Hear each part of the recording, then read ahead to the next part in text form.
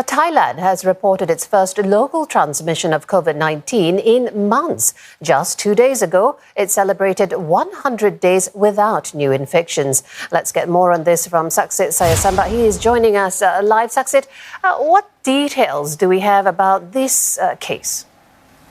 The man that has been tested positive for COVID-19 is a prison inmate who has just started his prison sentence for drug offences on August 26. He has already been kept in a small group of inmates and then has been tested positive just yesterday on Tuesday. Now 34 other people have been tested again that were in contact with him. They're all negative. But health officials are also saying that in the weeks before that, he has no travel record of outside of Thailand. He has actually always been here in Bangkok and in the surrounding provinces, working as a DJ at several clubs, and also on when he was convicted as well in the criminal court here. There are several people that are in contact tracing now, and there are still no results of that yet.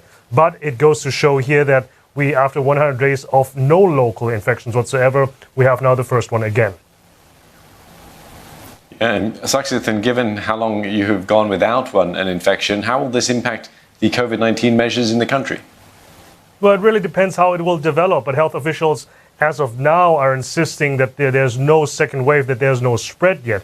That is, of course, pending to further contact tracing and more testing. But we had scares in the past before. In July, we had a scare in the Rayong province following the incident of an Egyptian Air Force officer who broke quarantine, was walking around in public places and was later tested positive for COVID-19.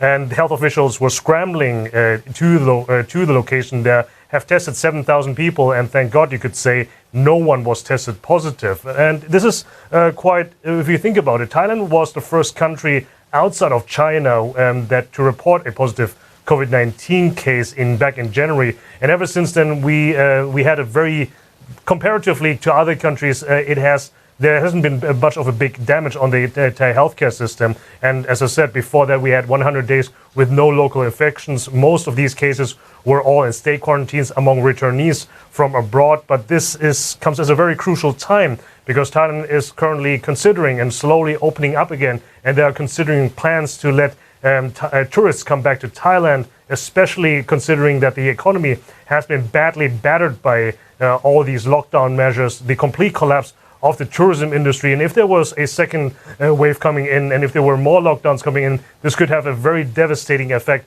on the Thai economy. But let's not forget here also the circumstances. We also have student protests still going on almost daily basis across Thailand against the Thai government as well. But there's also a state of emergency that is still ongoing since March. And well, given this case here, it could be a lot more longer. Well, thanks for getting us up to speed. Saksit Sayasombat speaking to us from Bangkok.